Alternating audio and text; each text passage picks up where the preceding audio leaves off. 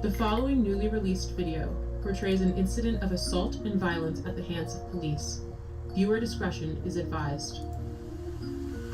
I suggest you back the fuck up. No.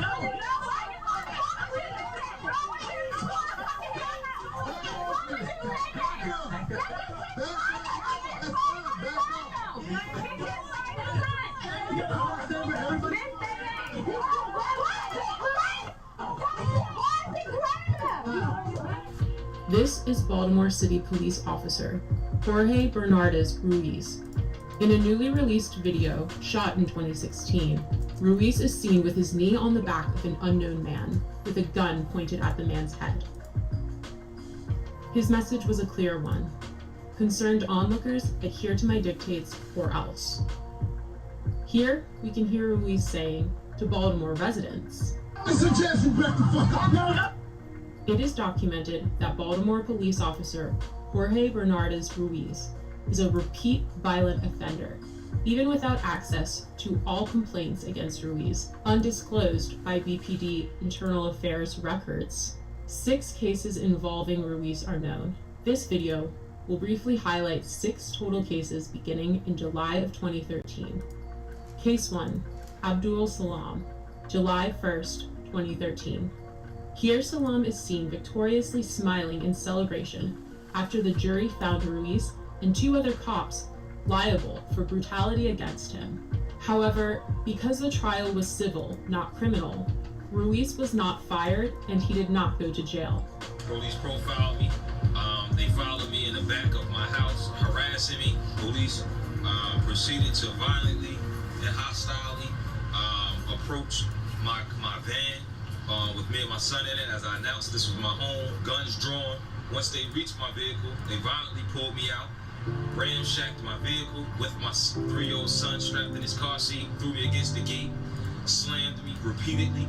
Picked me up by my feet, and while I'm upside down, they proceeded to drop me on my head, hog-tie me, and immediately when I fell on my head, Ruiz, in a wrestling type of action, and kind of hit his knee against my neck. I was arrested. I had no idea what I was being arrested for.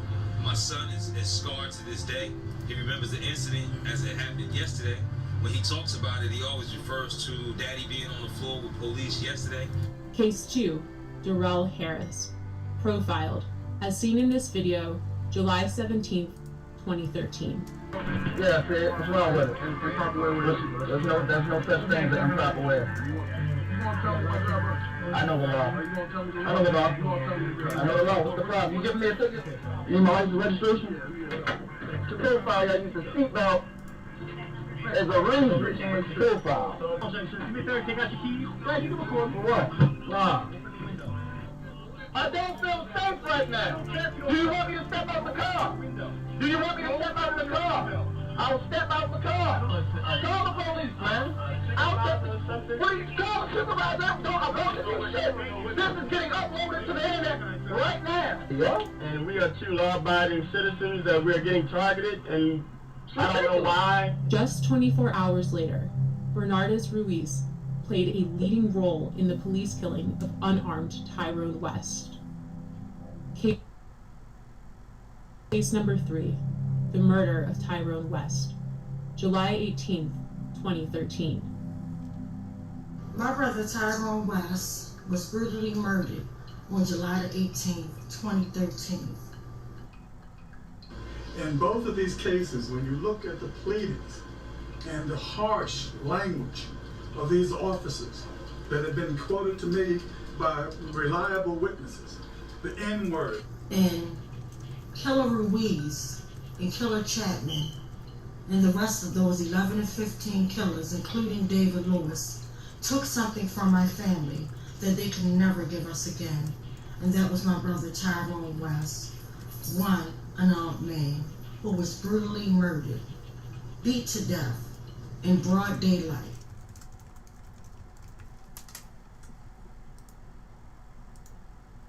Mic check, mic check. This is West Wednesday, number 398. We are gathering to protest for justice for Tyrone West and for all victims of police violence. Mic check, mic check. Mic check. Mic check. So, first of all, I want to thank you, Brother Ben. This is West Wing. Check. Mic check. So we're at week 398, day 2,786. I literally count down every single day, and there's still no accountability. So there is no justice. It's just us trying to hold these folks accountable. And it's ridiculous that a family has to go to so much of pain and everything that we go through, and nobody hears our cries. It just goes on deaf ears. So as you saw in the video, Ruiz is still working, literally still working. He's a supervisor. He's still working. He's still working along with the other killer cops that murdered my brother Tyrone West. And like we said, this is not just about Tyrone West. It's a bigger picture. It's about all the victims, all the families. What about the Tyrone Wests that you don't hear? The victims that we don't hear about, whose family and Uncle Bill reads a whole list of long names every week. It's just sad and disgusting. So before I go on to our special guest, I want to definitely let you guys know that I'm still actively seeking answers for my cousin Tavon Anderson that was literally murdered on January the 20th, 2021.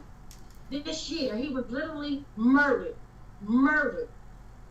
right? And the interesting part to me, and I'll keep saying it, I was just on the news at 11 o'clock talking about Killer Ruiz, and then 1 hour, 19 minutes later, my cousin is murdered.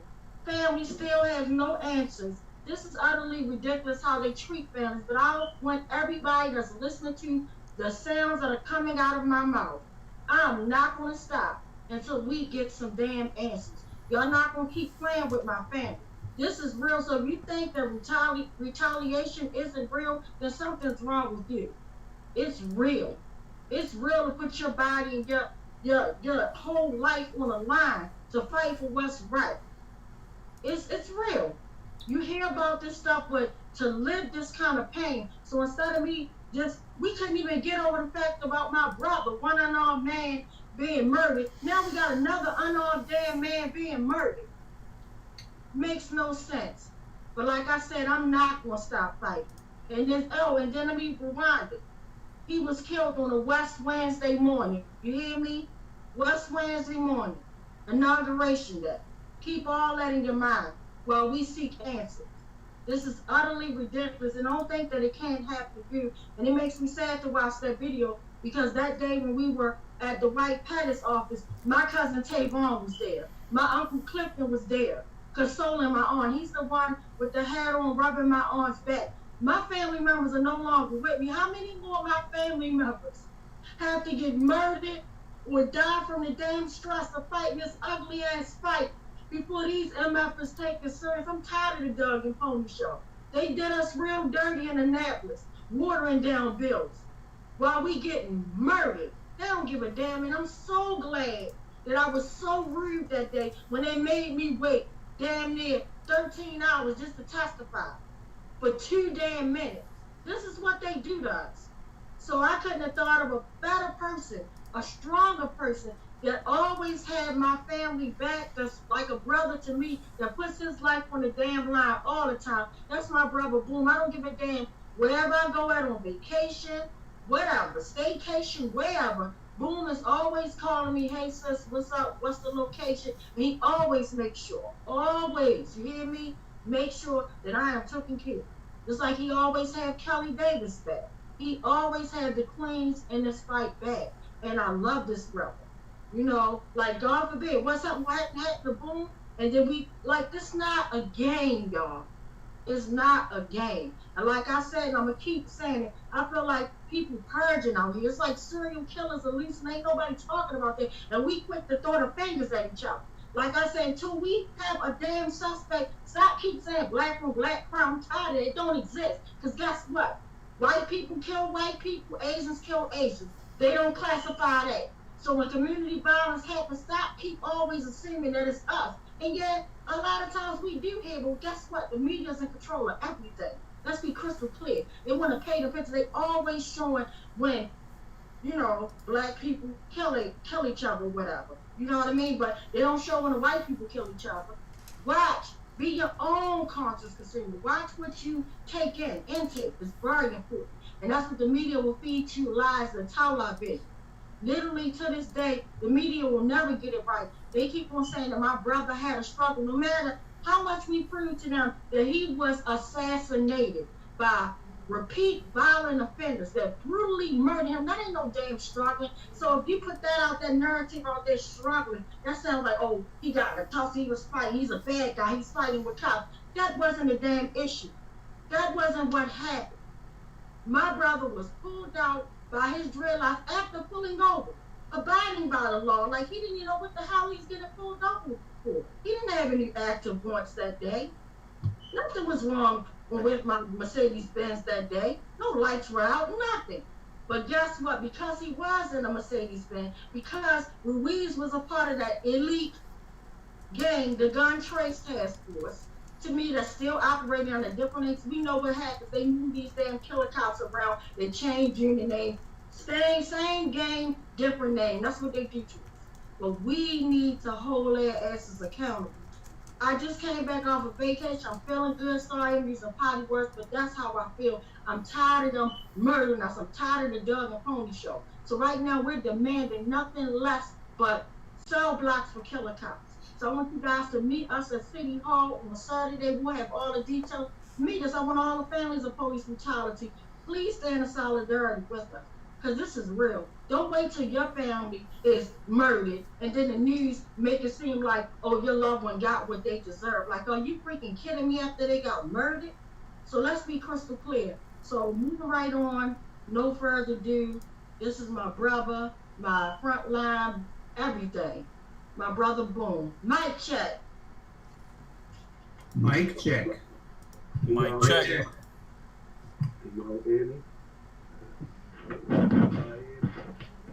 Yeah, guys, let me get it. Alright, first definitely with this month right here that we in, I want to salute Wanda as well as all the women that have been on West Wednesdays from day one. Like, y'all running homes, y'all, the way it affects a man and the way it affects a woman, or the way it affects all us individuals on this line, period. Like Tawanda says, I always told y'all, all white ain't white, all black ain't black. And when we dealing with this thing of, Tawanda keep everybody in a humanism standpoint. She's always, dealing with everything like a human. But what happens is we have to realize where we live at. Y'all can hear me, right? Yes, we hear you. When we get all into, and I watch a lot of people try to distract what's going on in our own, really backyard. And what I always tried to get all of us to understand, as I told y'all, and as I said in Oakland, California, when I went there and said about Tyrone West, the system are ran by people. Okay, we have to realize everybody on this phone goes into a system. We go to work, we go as teachers, we go as counselors, we go as, and even when we in that system, we see some inhumane things. We see, and these are people. This is not we keep acting like it's a ghost or like we're on the visitor bars and there's some guy, behind playing these things that Tawanda is saying, and she's giving us real life. But what we are here to say is that we're trying to remove the illusion off the eyes of the people like Tawanda said. My 19-year-old, 18-year-old son is real. He calls this place a murder cut. Y'all have always known that I've always called it that, but I have never, ever put a thought or ideology on any of my children, okay? None of them. I never said this is what it is. I never told them what America is. I just, tell them what I fight. I take them to West Wednesdays. I take them into prisons. I take them to meet gang members. I take them to meet addicts, and what Noah has come up with, He's been on the line since he was 12 and Brooklyn was 7. I'm looking through this from their eyes, and he's calling it a murder, with Tyrone being on the ground, with the Mike Browns being on the ground, with a black president. You gotta realize our babies ain't seen no Kennedy. I mean, ain't seen no, Clinton. They really never even felt that racism part of, yeah, we got a black president. That's all they knew. They were born into a black president. They're born basically, believe it or not, less color racist than we are, because they got a black president. They got a black city. But guess what? It looks very ugly to our kids when they see a black woman being dragged across a TV that says she stole some of their money, and then it's a book involved, and she tried to put this book in school, and then they go to West Wednesdays, which is Brooklyn. She takes West Wednesdays very important. She can't even go a lot because she cries in a sad way because she don't know how to handle that emotion to be mad. They can't understand that, like, how could 15 police do that?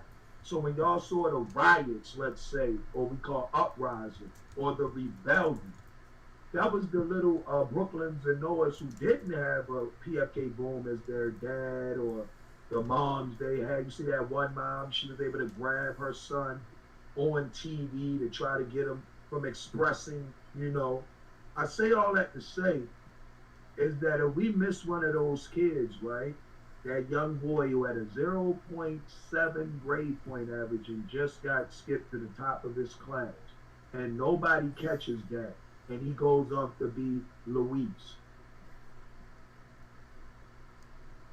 These are people, and we don't be looking at the ingredients. We're actually going to get these gentlemen who did what they did to Tyrone. But as I'm in Gilmore Homes right now, while I'm on this, Jigga T or whatever it's called, I don't know what the live is, or Zoom, another Luis is being made, another Tyrone is in his house painting right now, hoping to have a freedom of expression and make it out of this ghetto. But again, Tyrone West came from a family of a lot of women. How many men was there in the community to make sure Tyrone was able to be a painter? Outside of me asking for community policing, that could have been there, that it could have been one less kick that day. That why do we have community policing now, which I say is a day late and a dollar short, that should have been here. And these are the very things that when I say, if I don't do policing, and I know it's needed as a man with 4 daughters, 2 sons, and 2 grandchildren, and something happens to one of them right now, and I'm sitting on my hands and I come home from 8 hours, I would probably, feel very bad that I could have been out there before it happens. So, Tyrone had to go, Anthony Anderson, let's say Abdul Salam, being able to live to talk about it. But as legislation, and I'm the political arm of 300 gangsters, and I always have told y'all that I'm not a Baltimore leader. I've actually dissected being anything like a leader to any individual or city, because I flew out of Baltimore to be the man that I don't have Baltimore leadership. I was not molded by the leadership to what one in this city would think was the leader. That's why I'm good at what I do. That's why I'm at West Wednesdays. That's why I'm in the street, because I didn't allow the profiteers and Negro P and illusionists that were being created as leaders in Baltimore to mislead myself and my children and my family to think.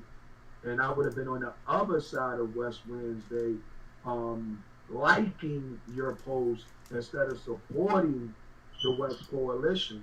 And that's why I realized, just with your case alone, Tawanda, myself, that I was able to see something that when my cousin Russell Neverdon ran for office against Marilyn Moses, and I was able to get on that campaign, that if you ever, and I tell people, you have never voted or you have never participated in a voting process, if you haven't put any money in a campaign, one, If you haven't read legislation and know what it is, meaning I always told y'all, your vote is your money. And I also told y'all that again, if you run for office or know someone, because Marilyn Mosby, excuse my French, I know what a little wink from the eye from a light skinned girl means when we was on the campaign, because she would have went if I would have went. Boom, say. You understand what I'm saying? And it's a dirty game that the things that I saw over there and the things that I see when I'm able to be behind those doors with Jill Carter and see the black balling from Anderson and all these guys out there when it's really time to play. We have to understand that the way we do it in the ex-offender world, and I share this with a lot of people such as civilians, and I will honestly say probably that LGBT, I'm not going to, excuse me if I mess the names up.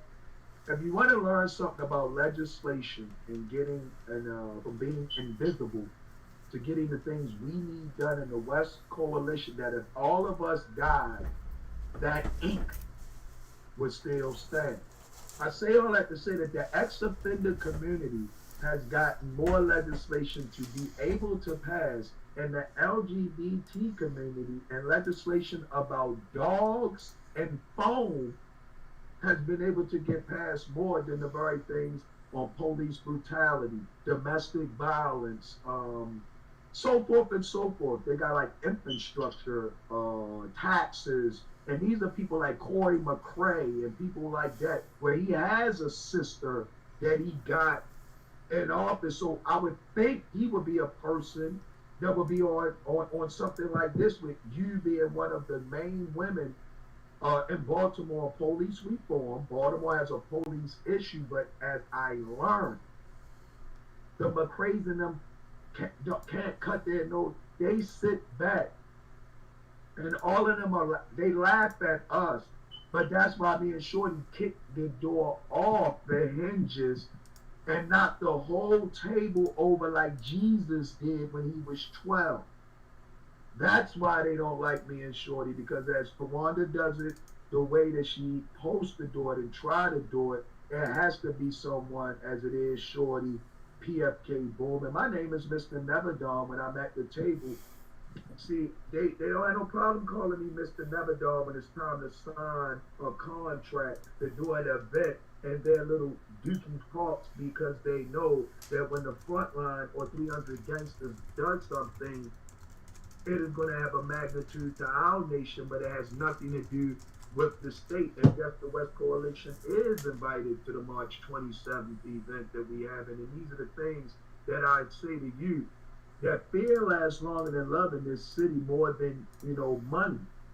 Luis and them are fear people. Those same very gun trace task force, 300 gangsters, and I have no problem with saying that.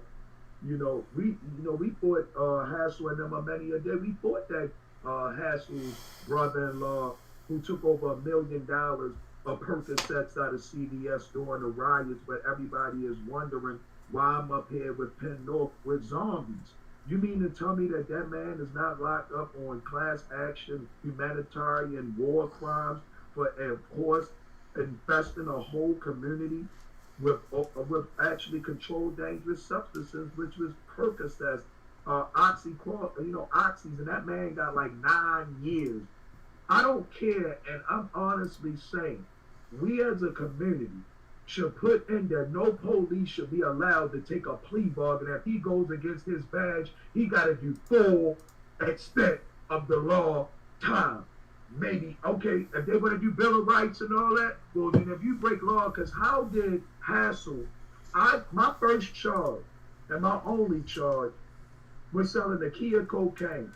You only get 18 months in Maryland for that. Little do anybody know. By me knowing that, because I didn't have crack cocaine, they gave me 20 years because I had, of course, got acquitted of the murder. Hassel got 25 years for running a gun trace task force. I got homeboys that had handguns that got 25 years. I got homeboys that only had 28 ounces that's in the feds sitting in Milwaukee Anthony Jones didn't even do as worse as what No Hassle did. He can't even have business for 18 years, and he's in the ground at ADX prison, and Hassle is going to see a time of day. See, that's the stuff. That's not justice.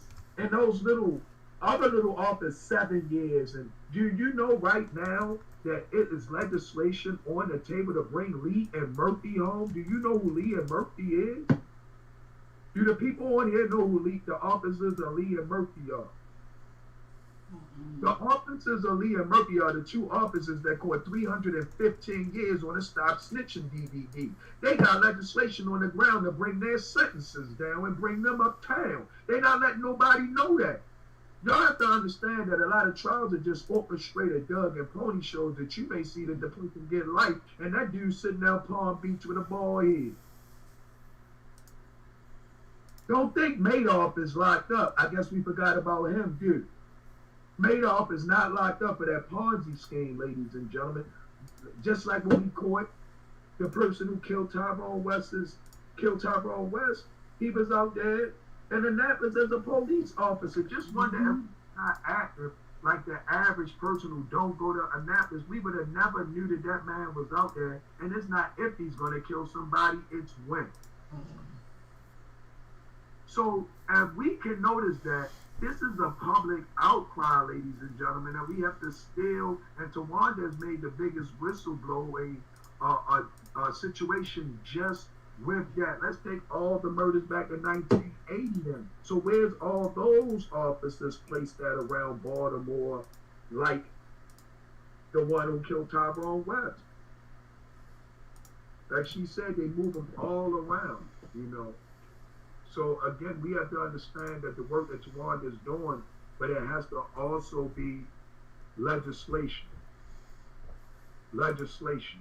And if anybody does not know what that means that as much as I see all of us doing the things that we do, we even have people inside of this coalition. I think our young lady who, I don't use the word prostitute, and I don't use that word, but we even have certain people in that group that want to get certain rights, certain laws. They're not going to get that if we don't, put the might behind like we need to do.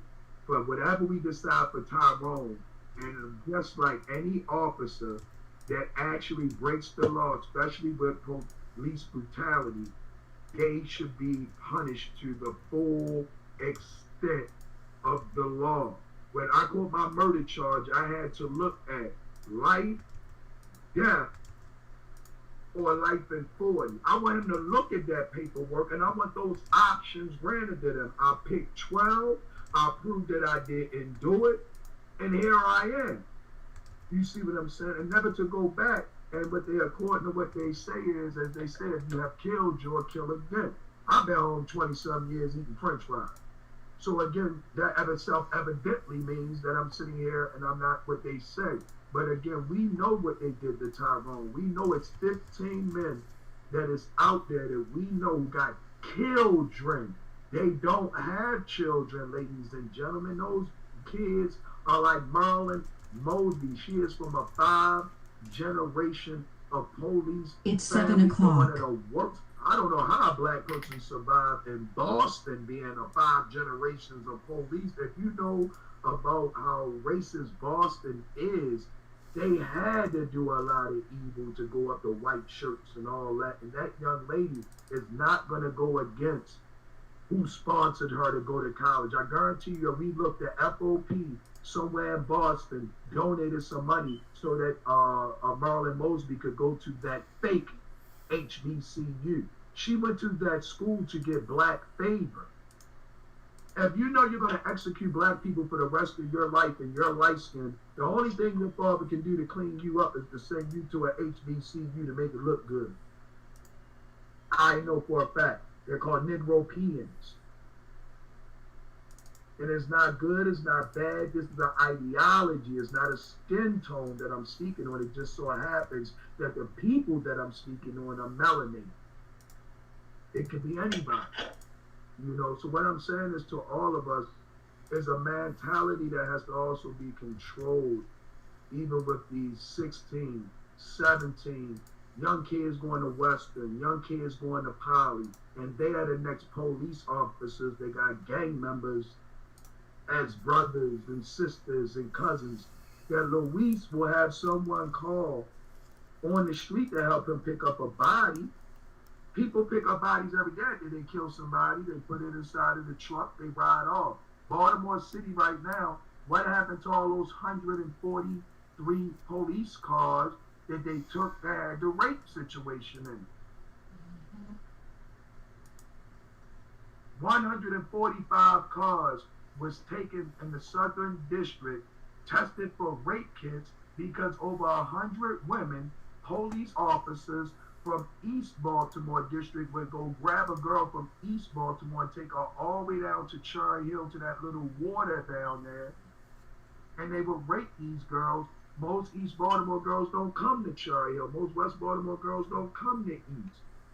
And if he thinks he can get away, and don't think that this is just with women. Some of your officers are homosexual predator perverts. It's more men, more Tyrones. We don't know if one of those guys had an affection for Tyrone. This stuff is deep. A black man with dreads and a Mercedes Benz is like, I think that's next to y'all with the gray sweatpants, ain't it, Deron? Right. I'm talking that smoke. I'm talking these things that we need to understand, and I'm not knocking or saying this is what a person do. I'm giving you ideology. I'm telling you what is outside, your door. I tell y'all, all black is not black. All human is not human. You get one to say they demons. Well, that lady is not telling you anything wrong. It just happened to have a nose on it and some hands, and his name is Luis. We all we got. We all we need. And right now, I'm telling everybody on this phone that 300 gangsters in the Nation of Islam, and what we're doing is individually protecting our children and families first.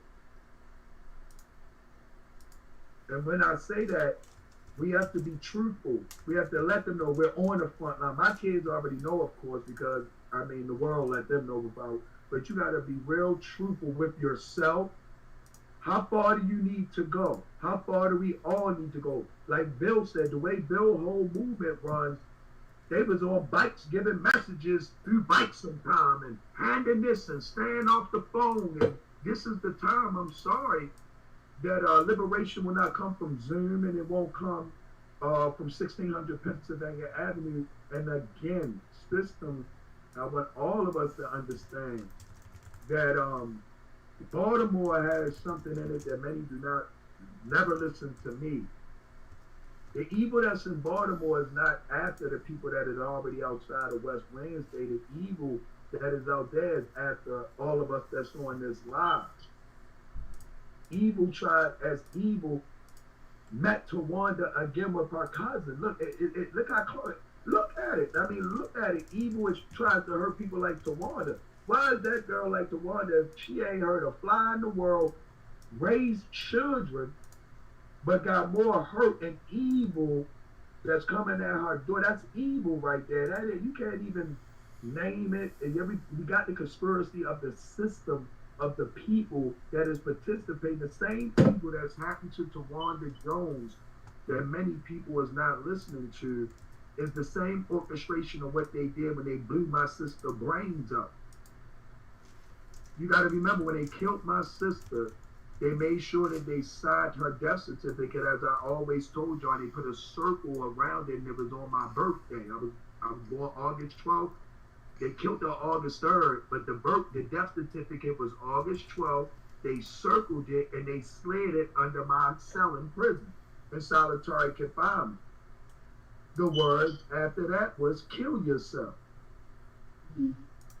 Because if I didn't go to trial, they would not be able to get the truth for Davon Nevadon and all the things that y'all heard when y'all Google it.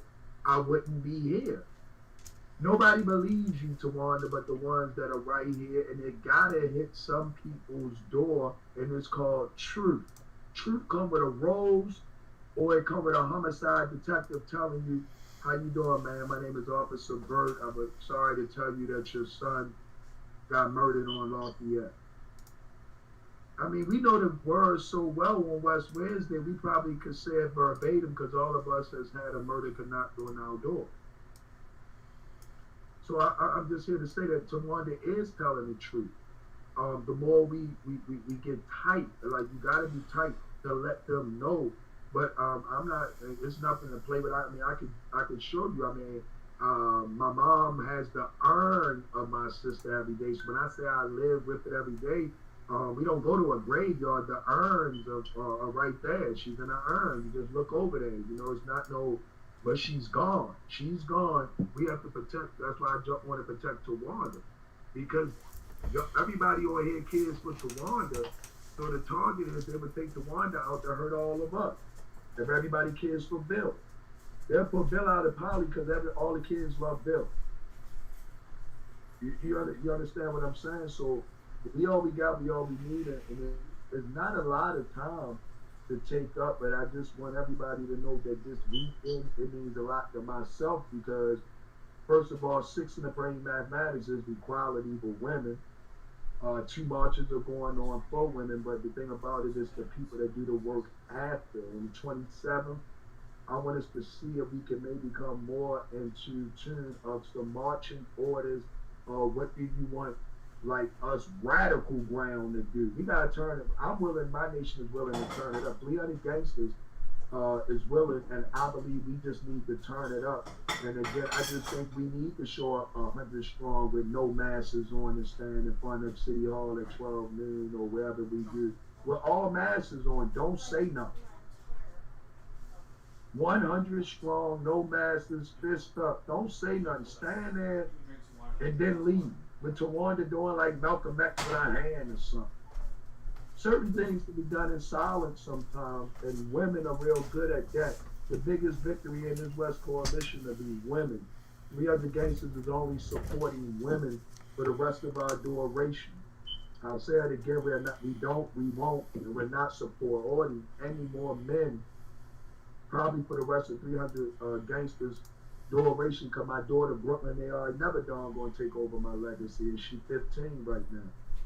So that's what she'll be doing. So we're working on that now when she speaks this Saturday, right after Nicole Mundell, at the Women's March, and she'll be introduced by her father, Nation of Islam, and all that. And many people will just probably hear the words that's coming out of Tawanda Jones' mouth, Brooklyn, they are never done mouth, because there comes a time, men, that you realize that you got to pass the torch. It just so happened that my daughter and my son, they just have to be my daughter and my son, and the proof is in the youth to hold Tyrone West's name up. I'm almost 50 years old. You see what I'm saying? On the lines of death every day. So Brooklyn, Noah, and my grandkids and younger kids are holding what is Tyrone West. He's more bigger than 15 police stepping on him when you see the artwork. That's without that March 27th. But I want a lot more what Tyrone West was, even if his kids could come. If not, like, what is Tyrone West? He's just not 15 police stepping on my brother head and taking him away from here. That's not what all he was. Whatever the good, the bad, the ugly, that man had great artwork, and that's just what we are missing. To see more of who he is. I told you I always wanted the Tyrone West Art Foundation. Whatever we got to do to make that happen. Donate Brown is my sister. She leads the teachers union. She should be able to get art and Tyrone West's Art Foundation in the school. These are the things that legislation that I want. While we fighting on the ground, while we doing that, and when that goes through, and you can cut those ribbons to things that if we leave tomorrow, that art, the Tyrone West art statue. And if I can rattle a riot, I know I can rattle them to make them give us a statue. I want that. I don't want no Christopher Columbus statue, and I don't want no statue taken away. If it's taken away, what are we putting in? The Tyrone West art statue, that all the artists who are liberated artists, and we can use Aaron Maven from the New York Jets / right here in Baltimore, black artists, and Davon Love to support that. Davon Curry to support that, excuse me. These are black artists. The live artists got to support the ones who demise. There's so much to Tyrone West. definitely that Black Panther thing. You know, I love that painting right there. That's right there. Just that's my one, especially when it was in all that red and all that. They don't know. Right. So I just want us to really understand that we are not gonna not go crazy if we don't get small victories. Those small victories, legislative, agriculture. We don't even have a united. I don't think we got a tree planted in his name anywhere. Somebody let them give us one of them damn trees we can plant in the ground. It's little things that we can do. You see, it's just little things. I'm telling you, that's the only way that I've been able to heal without a heart. I'm like the lion on a Wizard of Oz with no heart and shit because of this out here, you know. And doing this work, I can only relate to people that will let you know that it's not going to go nowhere. No man to wander is not looking to fill our hearts. It's never going to get filled. Mine never going to get filled. I done lost homeboys. That's why I'm the general. That's why I can be numb. Let me be numb so y'all can live. Man, Tawanda, sorry, it ain't going to happen. We good. But what we saying is don't go so deep into these numb zones when you don't have to, because a lot of y'all don't even have let's say if you do have a heart, don't place your place in places where people just don't. Like and that helps you do your activism better. Aaron Maben has an activism crayon book. Every activist on here needs that for your mental. You need to be coloring in that. You could have a Tyrone West coloring book. Who does crossword puzzles on here? I know y'all do some things, but we have to get more into our mental. Tawanda just came off of her trip. That's what she needed to get back on the horse.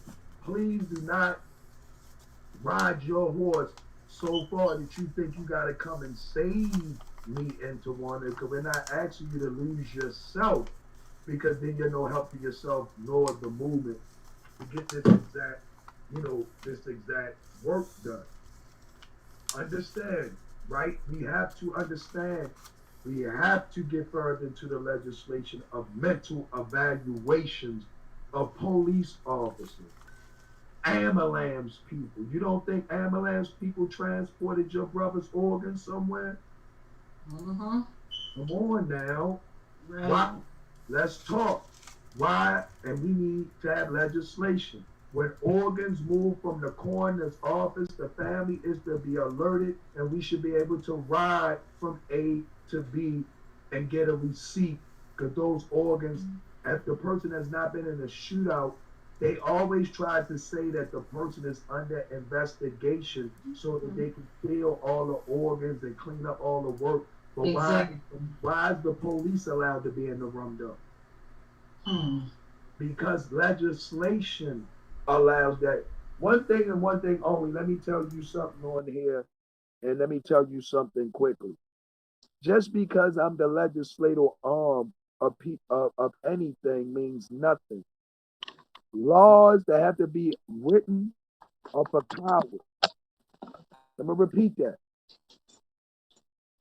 Most of the laws that were written against us to put us in this position, because if a police with a gun and a bulletproof vest can't take it to me and 300 gangsters straight up, why he got to be dirty with it? Why can't he just be fair with it and let's dance? Why he got to do all the other stuff? Because they are scared, ladies and gentlemen.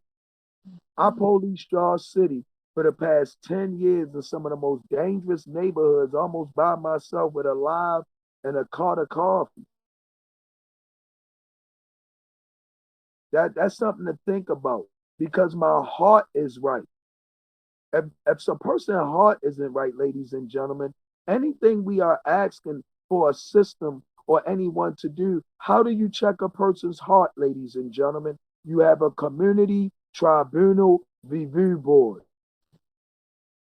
I repeat that. The government, as I told y'all, of 300 gangsters is called the gun. The gun means the Ghetto United Nations. Even Boom has a corrector infrastructure that is over my nation to make sure that I can't even do what I want to do in 300 Gangsters or PFK Nation. We have had a gun, Ghetto United Nations, for 20 years. Y'all have the United Nations, we got the gun. That's what I called when y'all had y'all uprising. I called them the gun. Where is the community tribunal review board for everybody's community where everybody on this phone live at? If I'm in Gilmore Homes, Sandtown, so I and 300 Gangsters is their community tribunal review board with no paperwork. When I walk on these corners, the police leave. Why is that? They should. Paperwork and legislation are for cowards. When it comes to my people, you think I'm gonna put some legislation in for what I'm going to do? For what I just said to you? When I show up, they better move. They should move. When Mr. Bill shows up in his community, they should move. They're protecting and serving Mr. Bill. Mr. Bill there. They don't need to be there. These are things that let you know if you got a problem with the community, we have to also hold the community responsible. We cannot hold the community responsible without a community tribunal review board. So we as a West Coalition could have had that, and we could start that and think about that and write that down. And I can show y'all what is that? What does that look like? And all the ideologies right now that is in the West Coalition has more than enough power to form a community tribunal review board. And that would have been right in that area code and zip code where Tyrone got killed at, that none of the situations that were deemed by everybody outside that zip code, it would have meant nothing. We not anti-police. We anti-police, police brutality, anti-misconduct. So that means if you got a police that live in your community, and like you said, Tawanda, which many don't know, you dated a police before. They are up there people. People got to realize we ain't, Boom ain't anti-police. I'm not anti-white. I mean, I ain't like I don't like white people, green people, and all that. So what I'm saying is, imagine if you could have one police from that community, an activist from that community, an elder who has had 30 or more years in that community, a pastor from that community, a Boom from that community, a Bill from that community. And the way that you get that, you start staying in your community in that zip code, and you start doing events, and you stay local because you're trying to develop it. It may take about 2 years, maybe less, as people operate. But without that, we will be continue on dealing with decrees and verdicts and many things from outside sources, because we are dealing with zip code racism in these areas. Zip code racism. I caught my murder in Dutch Village, okay? That is bourgeois northeast Baltimore. It's more murder, drugs, killing, the same thing going on, but you will never see it on the news a lot because that used to be Brandon and Corey McCrae's community, and that's what Corey McCrae used and probably still has housing at.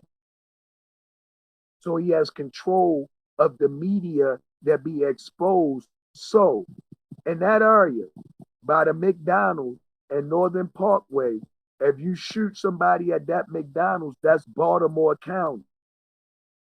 If you go to the gas station at the Exxon and shoot somebody, that's Baltimore City.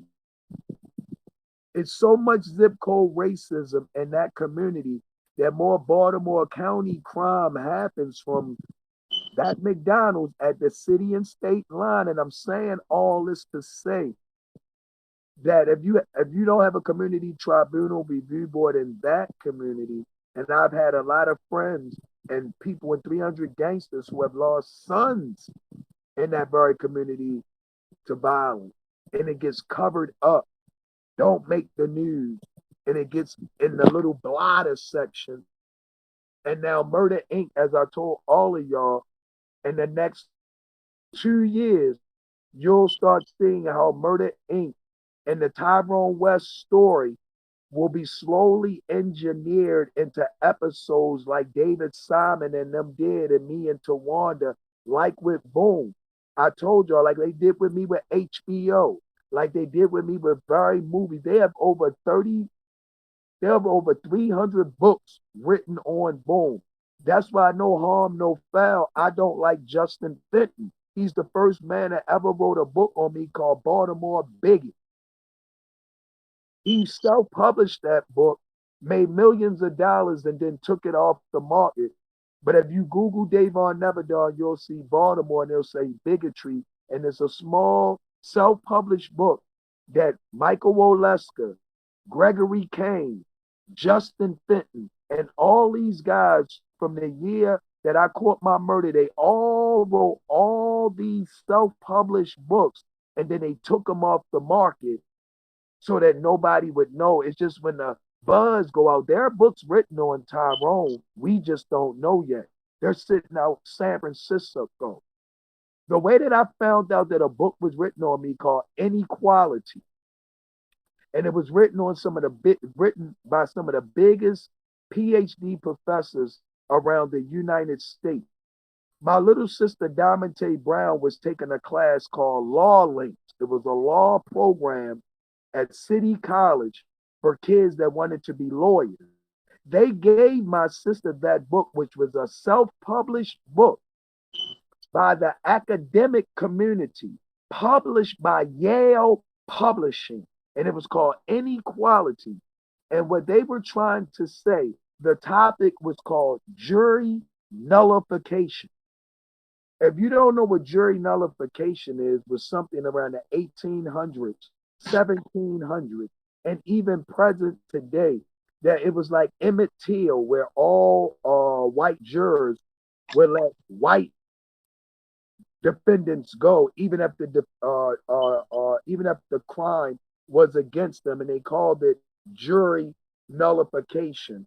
So they were saying, because I caught a murder on an Asian and I had an all-black jury and I got acquitted, they were trying to say that black racism was in Baltimore, that jury nullification got me off.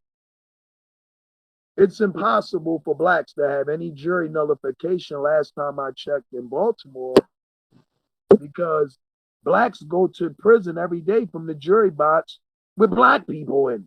Mm-hmm. I don't think no white people ever sent. I ain't had no white people in my jury. But I think Bone 300 got life in 30 right now from an all-black jury. I was at the trial last year.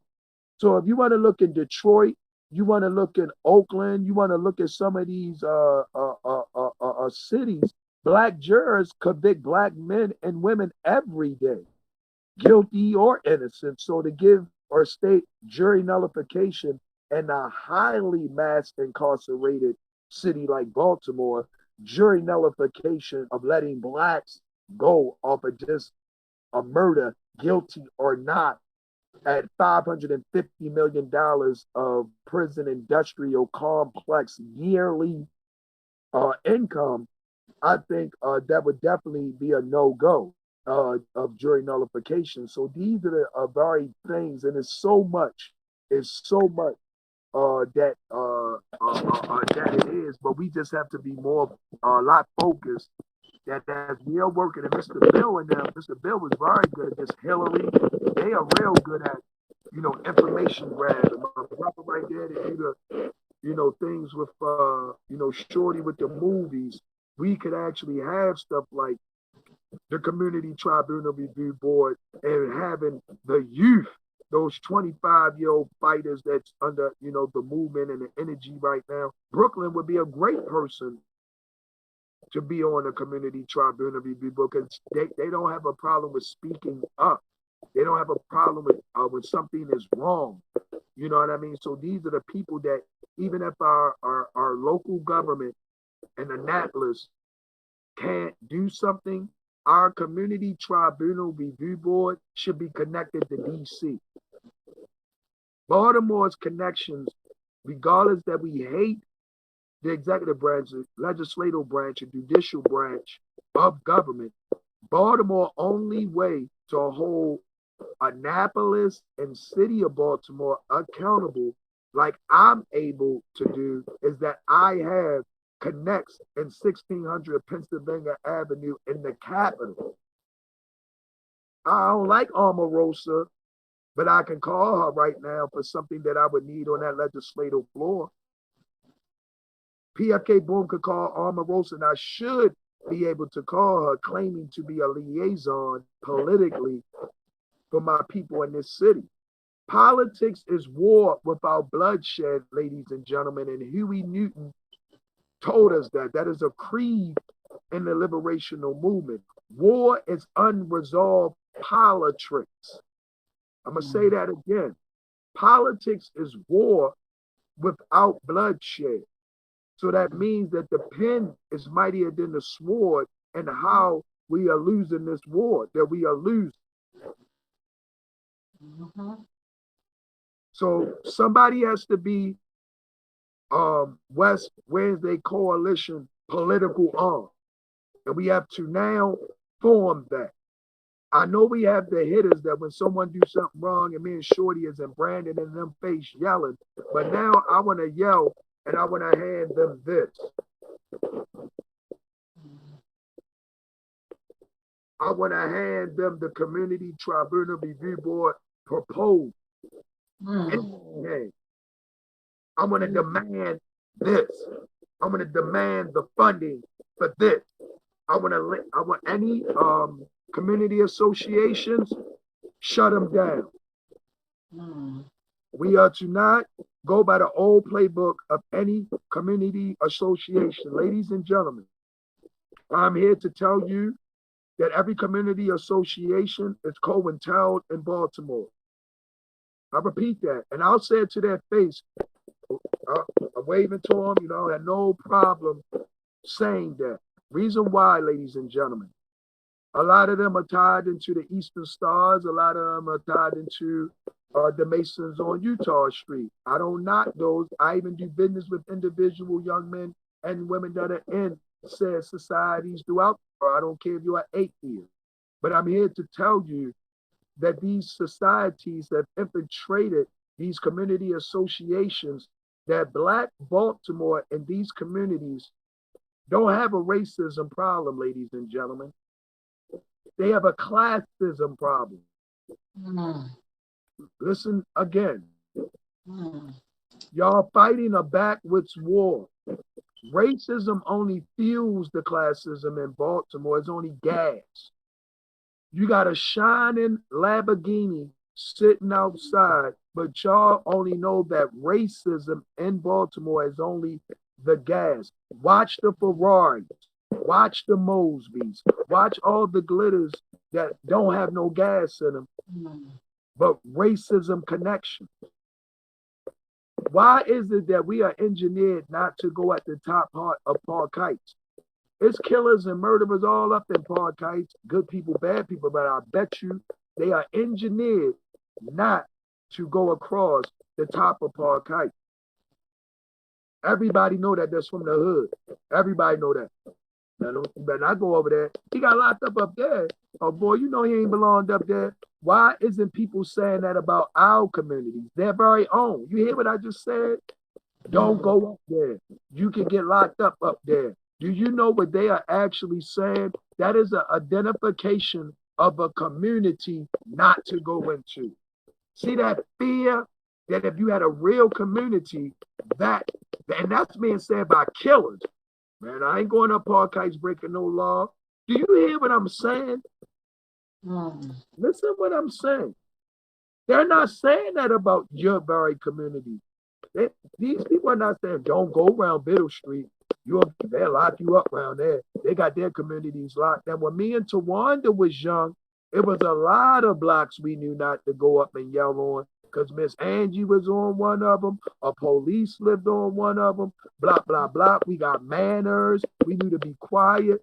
Tawanda, if I'm mistaken, y'all couldn't wear jeans on Sunday, or something was going on around here. Something with the jeans. It was something going on with them jeans about Sunday or women don't wear jeans. There was something going on with some jeans with the class thing that was going on with our women. You just knew you couldn't split the pole. You couldn't cuss on Sunday. It was little things that we had engineered. We had to be in the house before the stoplights. That's not legislation. Everybody on this phone had to be in the house if you black on here. I don't know where you was from, but if your mother yelled your name and that light came on, you were getting a butt whipping. That was not legislation. See what I'm saying? That was engineered because our mother had to go in from the stoplights. It was engineered, generational. And then all of a sudden, nobody wants to clean the pearl steps no more. Is that the white man or is that us? So these are a lot of things that I want us to just know that Tawanda, you are doing a fight. That you just gotta, you have police brutality. Everybody has to know that's where you at 10 toes down. But what I just want everybody to know that as we do know, this coalition has grew from off of that one joint that branches of governments have formed off of Tyrone West's. Because at one time it was only your family, and your family is a whole bunch of women.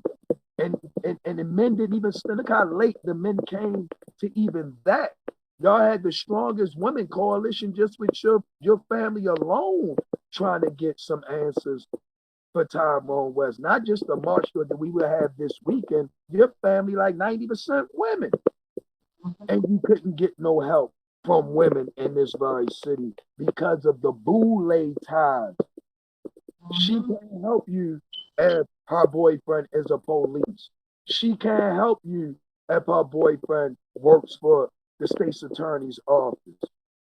And the women that we needed to very help for was those type of women. We needed help from radio stations that threw us under the bus. We needed help from Jamal Bryant, but he picked Merlin Mosby that day. No, these are truths. What pastor is going to help us? And we needed the high platform pastor at that time for this issue. Not saying Anthony Anderson's issue was anything less.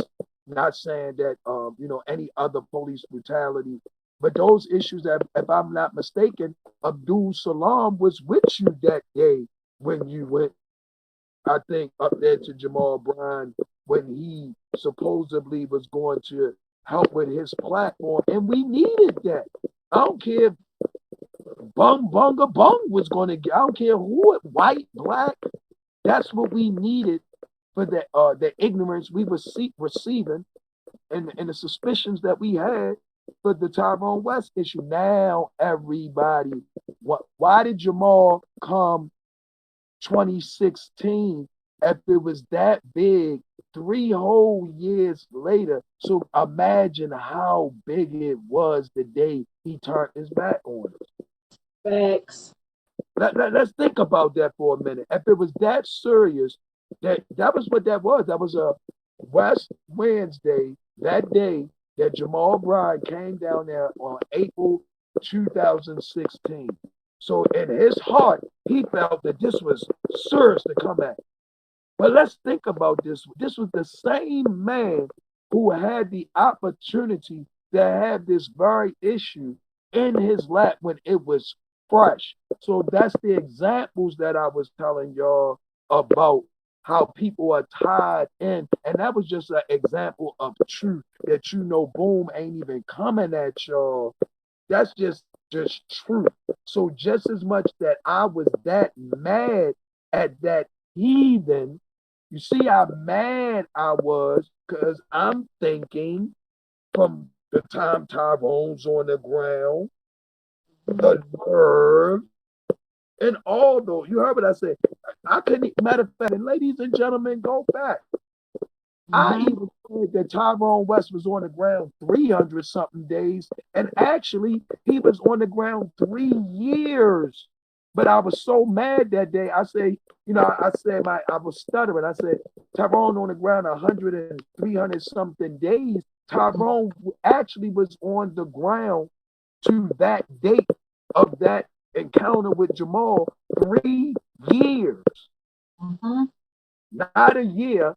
I was stuttering. I said 340 something days, but it was actually 3 years. So again, that's just your prime example of not for us to not fight, but just an example of again the people who have came, the people who have left us out here. And again, when I caught my murder, when I wrote the NAACP, when I'm shutting the NAACP down, I ask y'all, that's my personal beef. You didn't have to read the letter when they told me my murder was not big enough. And I'm sitting in a prison cell in solitary on America's Most Wanted with one of the biggest race murder cases in the United States, if not Baltimore. And the NAACP, when they had Ben Chavis over there, tells me my case ain't big enough. Okay. So then I go write the ACLU. They tell me my case is not big enough and we don't have enough lawyers over here to help you. Okay, so what did I do? I went into the law library and became a jailhouse lawyer and did case law and went to trial. And my lawyer tried to throw me at trial. My lawyer tried to come in the bullpen and tried to get me to cop the life in 40 because I had to stay on the ropes. I said, no, let's go. And the exposure of Baltimore City from Patrick Jessamy and Kurt Smoke and all the black people who wanted the dope trade to continue in Baltimore by having a deal with the Asian community to bring black tar heroin into the black community. So when I caught that murder on an Asian, it booked the deal. Because the young man's father was the head of the Korean Association of Baltimore, Maryland. I didn't know that young man, never knew him a day in my life. I was doing the same activism I'm doing right now, and they wanted me to get out. They wanted to get me out my neighborhood from stop selling dope to starting to do the things I'm doing now. Before I even got locked up, I had a daughter. I gave it all away. I didn't want to sell drugs no more, and I changed my life, and they didn't like that. Drug dealers can't stop selling drugs out here. How dare you? I never had a problem selling dope in your city from age 12 to the day I went to prison for that murder. The day I stopped selling coke, like Shorty said, the day he turned the guns in is when he had a problem. The day I stopped selling dope from age 12, I never got locked up for drugs, ladies and gentlemen, in my whole life in y'all communities and neighborhoods from here, Essex, New York, King James, Maryland, California, Maryland, all in y'all. I did not stop. I never been caught, never had a charge until I stopped selling drugs because my daughter was born. They noticed that I stopped. They noticed. They were tapping my phone. I didn't know I had a federal investigation on me for 2 years that I didn't know about. But when I caught that murder, it broke the federal investigation to lock me up on drug charges. I actually would have went to prison actually as a kingpin. And I wouldn't have had no problem with that, ladies and gentlemen. I would not have had a problem if they would have came at me, even after I stopped selling drugs, and gave me a kingpin charge. I would have put that. But by me stop selling drugs, they still had a federal investigation on me to put me into a RICO. But when Baltimore City, listen, ladies and gentlemen, Baltimore City got in trouble for pinning that murder on me because they knew the federal government knew that they could have got me worse with the drugs. So the federal government, that's why they took the murder over and put me on America's Most Wanted, because they already had an investigation on me. I was federal property at the time. Why do you think they let me sell drugs? Ladies and gentlemen, me and my men would get pulled over. That's how we knew we had a drug investigate. When you are in the game and they agree to get you with the feds, when the police let you go, that gets a little suspicious to you as a drug dealer. When the police let you go and give you your money back and your drugs, that means the feds on your ass. The state police can't touch you no more. When they Google your name, it basically say leave him alone because you're federal property at that point. I have a federal investigation on me. They can't lock me up. If I was to shoot somebody during the investigation, the city police can't stop that. That's why y'all got more murderers on y'all street, because they under a federal investigations and indictments. So the state police gotta let them kill. Listen to me closely. If a federal investigation is on an individual and that individual is banging guns, going larceny, the state, meaning Mosby, can't hold him. They're going to let him go until the feds come and get him. Why don't y'all understand why y'all city, and you listen to me, ladies and gentlemen, y'all city has children, and what I just said to you, I'm a different type of convict that was on the street. If I know the feds is coming at me, now you listen to me, because Tawanda, I've taken Tawanda Jones in the prisons with me, ladies and gentlemen. She's been with me. Since the minute I'm talking about, what I'm about to explain to y'all, it's called post-incarceration syndrome. Write this down. You're not going to be able to Google what I told y'all, because it only comes and being defined in its meaning and definition from the felonship community, and I run it in Baltimore. They will not let me bring this diagnosis to the floor. I have created it and defined it as post-incarceration syndrome. What is that, Boom? Okay, I got a federal investigation on me, okay? I got 20 years over my head, okay? The police just let me go with a gun in my dip when I know you can't even have a gun. So now I have a license to kill because I'm an intelligent thug. So guess what? When the police try to pull me over, you think I'm going to be judged by 12? You out your damn mind. Now, us people who got good police in our family, we just said we are not anti-police. If a police got gunned down right now, and the feds is watching this Zoom, Tawanda Jones' heart is so beautiful. Tawanda is not going to like that shit. She's not going to like that a police got murdered. She don't like nobody dying. We all know this. If a dog got hit, something, Tawanda gonna start crying and shit. Y'all, excuse my French, y'all already know. We're not we're not anti-police across the board. But what I'm saying to y'all, ladies and gentlemen, post-incarceration syndrome, and we know what we going back to, and we know it's not a chance we coming back, and we already know what happened to us. It might be a simple stop for that boy tail light, ladies and gentlemen. Listen to me. It might be a simple tail light that this boy tail light out. And he think of Tyrone West. And I'm talking about boom. I'm on the West Coalition. Is that Luis pulling me over? Is that Chapman sending his good old boy nephew that may be BGF to pull me over? I'm from Baltimore, baby. I think all type of ways. Who is pulling me over? And I'm on the West Coalition, and I'm wondering, is this it? Am I Abdul Salam with Israel, my 18-year-old, in the car, and that police proceeds to do some things that I got post-incarceration syndrome. I got trauma. I'm on the West Coalition, and I start seeing shit because this is I'm only telling you what I see And why you think the police don't pull me over in Baltimore? They scared as shit, excuse my French.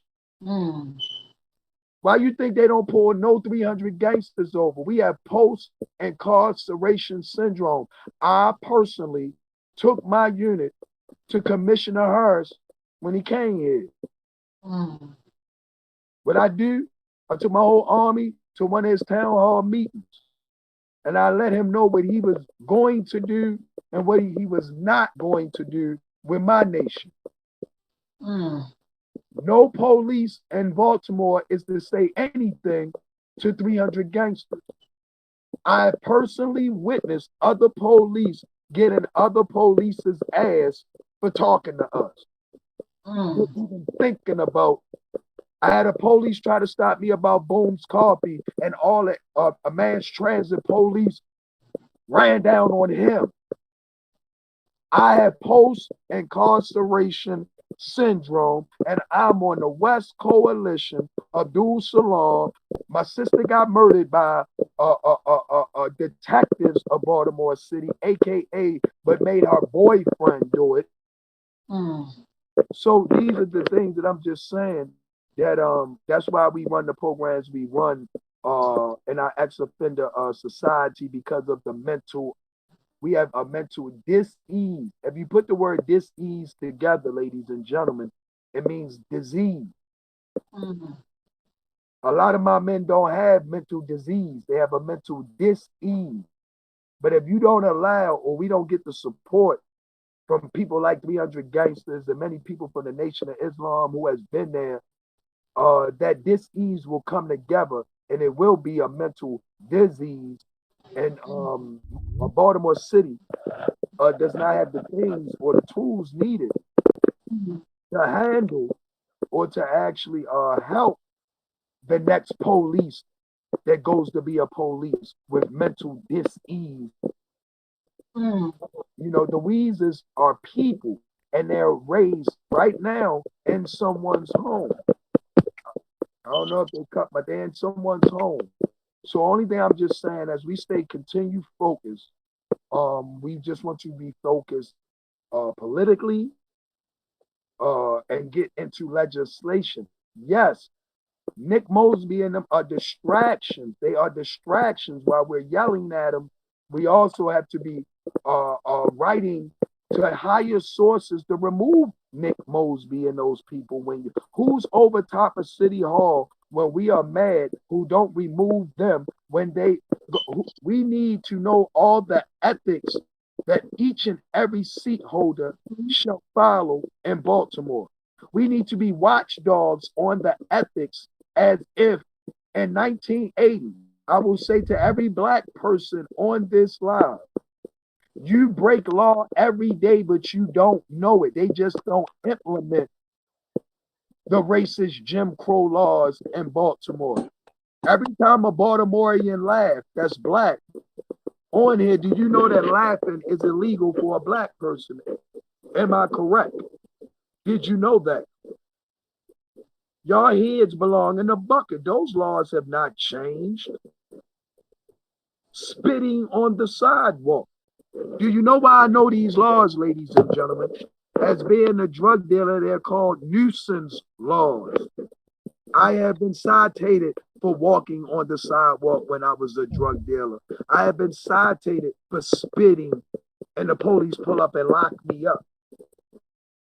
That is laws that you know not about. So what do? Let's go look at all the ethics laws, and that's how we get a lot of people removed, because they do ethics violations. And that's the same thing that they would do to me and Tawanda, and we would run for office. They would probably get us on ethics violations like they did Allen Iverson in the NBA. He wanted to be freedom of expression, but he was getting fined for ethics of not holding the code of conduct of the NBA. People like Tawanda, people like myself, probably were getting ethics violations. And Tawanda hear it all the time, you should run for mayor. Some of the people that's telling Tawanda to run for mayor right now are COINTEL. she would not be able to do what she do right now. Do you know how many people ask me to run for mayor? You out your mind. I sent Stokey. Stokey is my cousin. Stokey is an ex-drug dealer. I'm an ex-drug dealer. I put in felon voting rights so ex-drug dealers could run for mayor with the drug dealers that's up there. But he is not a drug dealer. Our city has got drug dealers in it. Our city got killers in it. So the felonship community agreed to send Yolanda Pulley, who is understood to know the felon community very well, and Stokey. That's an example that there were no felon voting rights in the Baltimore. Alfred Justice, 300 gangsters, and us put that in there. Do you see that if I wasn't a good person, do you listen to what I just did, ladies and gentlemen? Now, what if I linked in with the mafia and got a whole bunch of dope money, put about $2 million behind Stokey, wasn't in the West Coalition, and I run your whole city in the ground like Vegas? I could actually do that. But I also know that I also have power of what I just said to do what we need to do for the West Coalition and the better good of our people. But it's 20 boom. It's one boom that know this political for every 20 against me who got a man named Nick Mosby right now asking for almost $250,000 of everybody's money on this phone and taxpayers' money. But Marilyn Mosby as a black woman and Nick Mosby as a black man in the heat of the night of Black Lives supposedly mattering have yet to put any of their personal money after their personal issues have been put to the side as they paid their taxes off, have yet to put any skin in the game towards the Tyrone West Coalition, or of course the justice of Tyrone West, and being a black woman and him being a black man. And this is something that I just want my black people to look at. This is what I'm looking at. This is what we need to look at. And I salute Bill. And I salute, do you know, and I want to say this to my melanated people on this phone. Do you know that Bill and all of them, because of the ugliness of the fight that we fight on here, we have so many people in our coalition that are not, let's say, black. Do you know that they catch more hell if you know John Brown, and y'all hear me talk about abolitionists all the time? You think Malcolm X's house got burned? Well, you see what they did to some of the abolitionists. And it's one right next door to you. It's one every day. So while we up here also understanding that we understand our struggle in this fight, it's going to take a white man to stand up there to make sure that the legislation get pushed, and he doesn't get good nights of sleep. He gets the white KKK man calling his house too. We live in ignorance, ladies and gentlemen. We are the truth of love. And I learned a lot of love from Tawanda because I ain't like nobody before I came to the West Coalition. I'm going to tell you that for facts. Tawanda will tell you I came to the West Coalition looking like a lawyer for a reason because I ain't trust nobody. Mm-hmm. But I came as the legislative person that I am. Many thought, but I am a lawyer. Russell Neverdon is my cousin. He's a black lawyer. If y'all do not believe that I have sat in many a night to read the laws and legislation that misgoverns this land, you are out your mind. And I suggest you do the same. Don't pay for a lawyer when you're in trouble. You ever thought about paying for a lawyer when you're not and ask them to teach you something? I'll wait. I don't think a lawyer would not mind paying a couple dollars and using an hour of your time that if you go get your hair done, if you go get a fishing rod, you call up a lawyer that you respect and you say, hold up, if I pay you the hour that you will cost, would you tell me about this, this, and this? How else are y'all going to know how to govern yourself? Because when you get in trouble, you're going to go get a lawyer. Well, won't you pay for some of his knowledge outside his head, and you might not have to pay him for the knowledge you don't know when you get in trouble. All of us put $100 up a month. That's $1,000 a month. Wendell Gordon and them warrior lawyers are tied in that I showed and text y'all, and I tagged Tawanda just this week personally. Tawanda, I think you got it. What did that judge say in that form that I tagged you in? What did she say? She said, we are on the bench. I took an oath. I cannot do what y'all want me to do. Even when I know it's the right thing. What more can we do, ladies and gentlemen, if the very judges are telling us to our face? Y'all have to understand, ladies and gentlemen, and this is what I'm about to say to y'all will be something that will never be told to y'all by any political thinker in the world who has ever touched an ink pen, even down to Thurgood Marshall. Humanity is not written in legislation. What that means is nobody uses their heart to write legislation. You will never see Tawanda's heart in legislation. So I need that to sink into y'all heads a lot of times. When you get an amendment on legislation, okay, the Constitution has amendments, doesn't it, ladies and gentlemen? That means that originally the bill had heart or what the people wanted in it.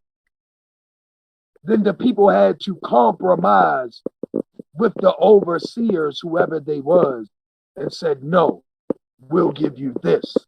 And the bill got watered down or amended. I have never written a bill that was ever passed through in its originality. There has never been a bill in the United States written where it has ever been written in its originality. So what does that mean? That says a lot. Could you imagine receiving a Dear John letter from someone you love, but it's not written in its originality? The cousin got it, the aunt got it, rewrote it, then sent it to you. You will read it and say, hold up, this isn't your handwriting. This isn't how you talk. I really didn't feel it the way you usually write me letters because it's not the original. So don't get so happy and gleeful when a bill gets passed or something on the Constitution get passed in our near future. Because let's all look and ask. Have you ever asked, could I see the original bill, how it was originally wrote? And I guarantee you, most of all the original bills that were ever written in the United States from any party, from any original people type of movement like ours, I guarantee you it had love and humanity and common sense of just common sense, written in it. And it got watered down, shot down. People took bribes who originally wrote the original bill. Somebody paid somebody to whisper in someone's ear to water down the bill. Mark Matthews. Do anybody on here know who Mark Matthews is? Do anybody say yeah? Shake your head no. Anybody on here know who Mark Matthews is? Okay. Can you still hear me? Yeah, we hear you. Okay. It's 8 o'clock. And everything I'm saying is I'll say it to Mark Matthews' face. So you can go back and tell him, or if they're listening. We had a bill because we were noticing that people in Baltimore, Maryland, and of course, the Black administration was charging people for expungement. Do anybody in here know how much an expungement costs? Ladies and gentlemen, you can walk inside of a courthouse or the post office, get an application, and the expungement costs $30. Why is people spending $700 and thousands of dollars with lawyers and organizations pushing workshops for expungement when only thing you need to know is your case number, your name, your social security number, the charge, and the $30 money order. Okay? What people were doing, which was Mark Matthews, he was robbing people so bad for expungement. This man had expungement as his license plate on his car. That's what his license plate says, expunge.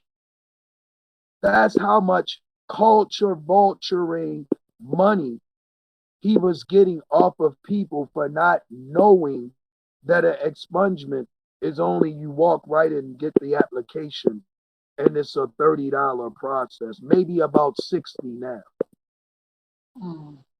That's what Alpha Justice teaches you. I teach you your power. That's what we do. We teach you your power of things. See how West Wednesday had teach people how to fight for themselves when they lose a family member. So again, I know we have given a lot of information, but I just say that everybody who has their lanes, there's a lot of political people on here. There's a lot of researchers on here. There's a lot of case law that we can look up and we can dig. That is a representation of Tyrone West's case. Tyrone West's case is case law, but it's probably case law in jury nullification cases. We need to Google more jury nullification police brutality cases, and we will see where officers were let off because white jurors or whatever let them off. But we will see that the exact evidence. So that's what we're saying, that we have jury nullification nights who, again, is surrounded from the coroner's office. We have to remember, ladies and gentlemen, in 1996, y'all, I tried to Google it, but they took it off, I think. Warren Brown co-signed this, which made me mad. A coroner in Baltimore City's coroner's officer got removed as a coroner because he did not have an actual license. Coroners really don't need a lot of licensing to be a coroner. It's very, very easy. So why don't you think that if those police was in the room with the coroner and they slide a few dollars to a low-level coroner, then what they could do is determine the death the way they want to. That's why Tyrone was labeled with suffocation with a wrong labeling, because they paid the coroner to do that at the Maryland Examiner's offices on Tyrone West's case. That's not by coincidence why Tyrone's original labeling of death, if I'm not mistaken, was by suffocation. Am I correct? Well, not the first one. It wasn't that. They just basically said that he died from being dehydrated and factors of the heat. They lied. That, see what I'm saying? That coroner right there, we need to get his name and get more on him. He probably has so much done to him right now, Tawanda. I bet you that coroner will spill the beans for us right now, and we could find anybody like that coroner who's a regular citizen after work, that get pressured, that get leaned on, and even killed, like Jonathan Luna. Let's not forget Jonathan Luna, stabbed 56 times, found in the water, a federal prosecutor. Until today, they don't know what happened. That's why coroners, that's why some of these people will not talk, ladies and gentlemen. Suda got killed for a message to everybody we need help from. That was a message to those coroners. When they killed Suda, come on, ladies and gentlemen, they actually put Suda in the car and crashed the car, ladies and gentlemen. He wasn't dead at the scene. The police officer that took Suda's body that day just came on that case to be his partner 1 month before the original partner of Suter, because the feds told the police of Baltimore that Suter was ratting. It just so happened that Suter was coming in that day to talk, but he already had told the feds he was coming in to talk at least 90 days before the Fed snitch or rat went behind the doors and told the Baltimore City police officers that they had a rat in their camp. So what did Baltimore City do in the FOP? They got rid of Suter's partner, put another partner there who was only his partner for 1 month, later on to be connected to the Gun Trace Task Force, which was one of Hassel hitters. The police officer that was the partner of Suter, the time of Suter's death, who just became his partner 1 month earlier, was one of the hitters that we was hitting, trying to tear them up when he was under Davis.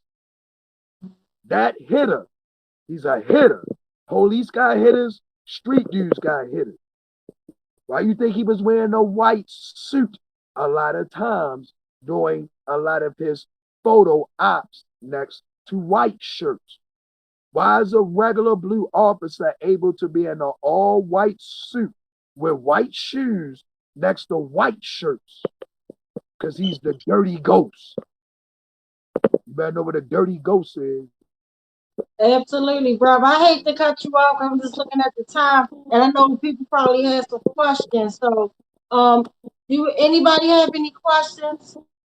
Because Boom definitely brought the fire, the smoke, and everything.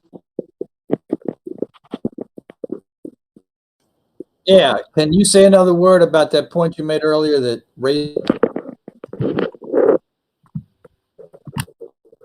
I can't hear you, Bill. Can you hear me now? Yeah, I got you. What you say? Yeah, I hear you now. Racism fuels classism. Can you explain that a little further? Oh, okay. I'm going to give you a good example from my family. I can be able to use my family, Bill. My family has, you ever heard of the saying when they said that blacks can only be racist if they have money and power, right? The Nebadons have always had power and we've never been slaves. I'll repeat that. We were sharecroppers. We had actual slaves, meaning other blacks that we were empowering, with my grandfather having power with the Nebadons with an E on it. The Nebadons was the slave owners to us. Now I'm going to go further. That means we came out with money.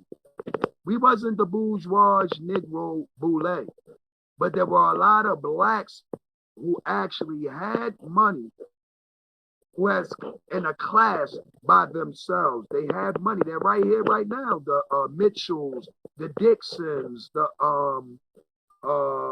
Welshes, Pete Welsh, Tiffany Welsh.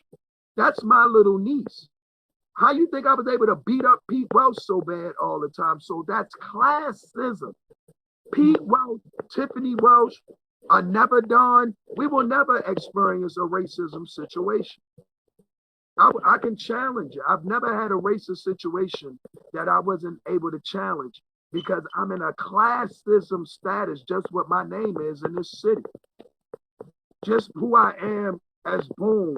I have classism of being PFK Boom over the regular activists in Baltimore.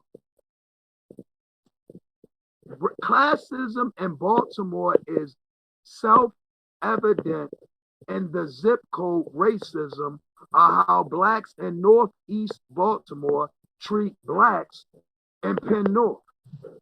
That's classism. It's called zip code racism as well as zip code classism. If you went to Montgomery County right now, and I used to deliver furniture to blacks in Montgomery County, they gave me a more of a feel that they didn't trust me because they believed the stereotypes even more than the less welcome that I was receiving from white counterparts, Indian counterparts, African. because of the classism of them living in Montgomery County, knowing that the truck was coming out of Baltimore. Classism. And that's what more blacks in Baltimore are suffering from. Classism. The racism, that's just everywhere. Anybody, I mean, that's just, that shouldn't even be mentioned. Like, we know that. But if you look at the classism division in Baltimore City, with a 70% African American city, with a 30% minority, and blacks in Baltimore do not understand, and listen, Bill, and you listen closely. A minority under the status of the United States, and I'm going to repeat this, are only women. Minority on paper to the United States. Why don't you understand why the white feminist movement is so strong? Because they stand on the minority part of womanhood. Only Tawanda is a minority in my nation. I'm not. Black people are not, it's not a black or white or thing. They play the card. You got to understand your enemy, which is your constitution and all that. Minority are not black people or a little bit of people. In their language, it's women. That's why they made sure that they empowered the black woman with a lot of degrees to run past her black counterpart so that classism could destroy the black home today. Classism is destroying the black home, not racism. It has nothing to do with you, Bill, nor a white man. That's a design of classism and ism, ISM, racism, classism, sexism. All these isms are one big family, and you cannot just target it at one area. So if I was to give you classism, then I got to give you sexism. See what I'm saying? So it's so deep in this classism spider web that even myself have to make sure that I don't fall into classism amongst my people because of me having knowledge of self. People like myself, they try to use to mislead my people because of what I know. Thanks, Paul. Love you, bro. Definitely. Same. Well, thank you.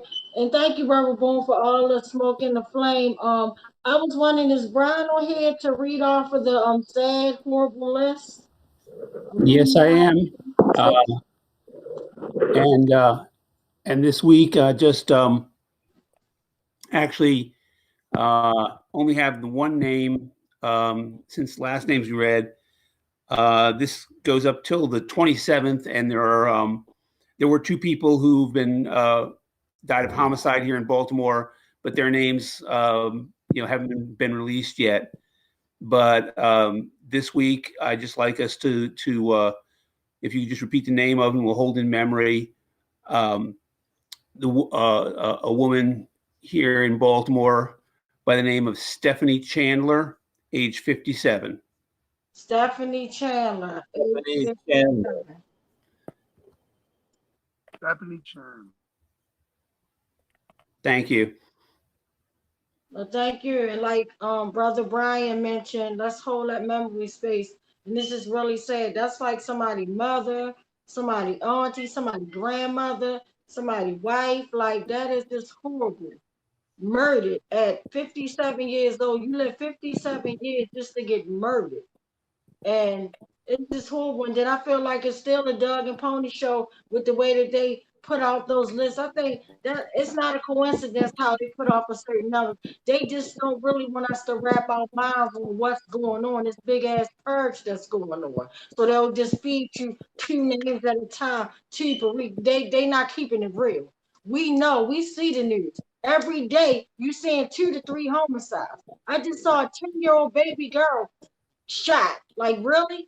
Thank God she didn't die, but this little baby girl will be forever tattered and torn. Gunshot, like, thank God she didn't die. But like, that is just horrible. Like, It's just like we gotta watch out for really what's going on in our city. And the saddest part, we have no one, let's be clear, to save us. We just like Boom always saying, that's why I brought him on here tonight.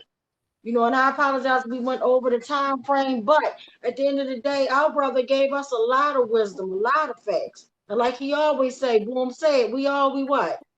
We got. We all we got. We all we need. All we got. All we need. Absolutely. And Uncle Bill, do you have that sad list of the police brutality? Yes, I do. I just want to mention before I started that tomorrow in Annapolis, there's a rally from 4 to 6. And that's because the legislature, in spite of 15 million people over the summer protesting after the murder of George Floyd and the other murders, 15 million people, all they can do is water down these bills. I'm sorry, Uncle Bill, you're breaking up. Is this better? Make a lot of noise. Oh, let me leave and come back. Okay.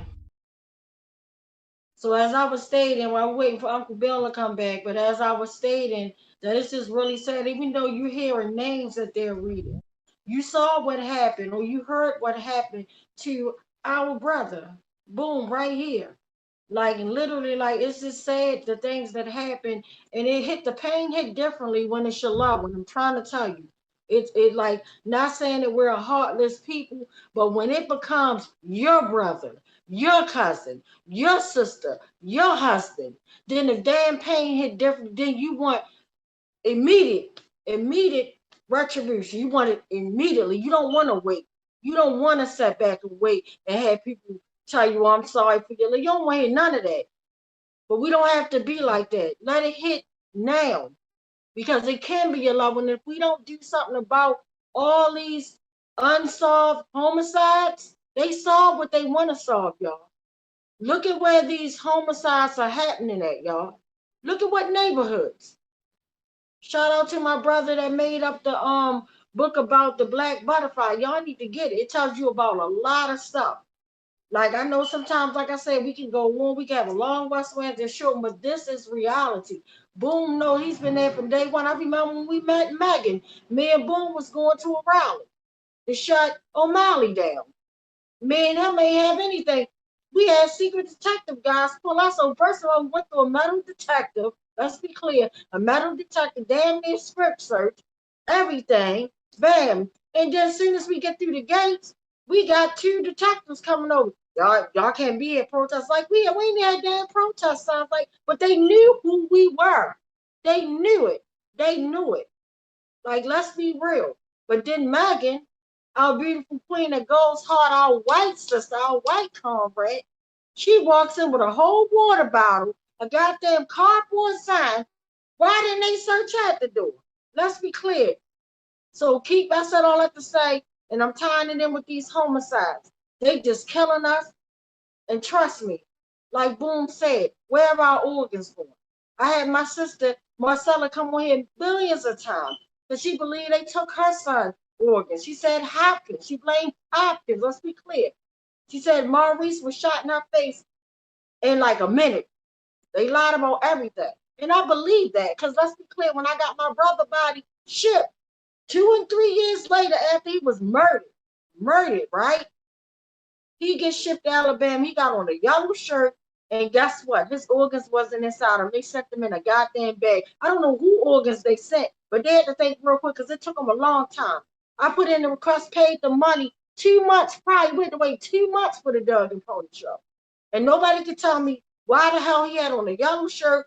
Why the hell was his organs outside of his body? He wasn't an organ donor. But I'm not going to hold up time because I know we got to roll and keep it moving. So hopefully Uncle Bill is back in queue. Uncle Bill, are you there?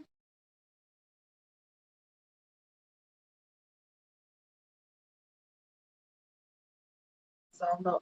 Bill, are you? I'm sorry, what you say? I don't see him either. Okay.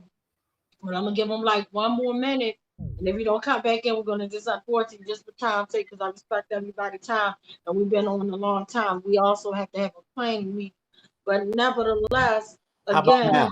him in there. Okay. Great. Uncle Bill, you Much go on better. with the list. Mic check. Okay, I'm glad you can hear me now. I was just saying, I want to remind everybody before I read this list, tomorrow in Annapolis from 4 to 6, people are going down there protesting because they've watered down all these bills dealing with police violence. One of the main ones is repealing the Law Enforcement Officers' Bill of Rights. They've watered it down so much it's almost meaningless. Anton's Law, so even the cases where police are complaints are put in about police misconduct and police violence, only 10% get dealt with at all. This law says the 90% have to be available to the public. They've watered down all of that. So that's the rally tomorrow in Annapolis against the watering down of those bills. And then 3 days from now on Saturday, there'll be rallies and protests around the country because that's 2 days before Chauvin, the cop that killed George Floyd in Minneapolis, 2 days before his trial starts. And we want to make it loud and clear that he needs to be prosecuted and put in jail. And it will also talk about the local cases and opening all the cases back up and prosecuting all these killer cops.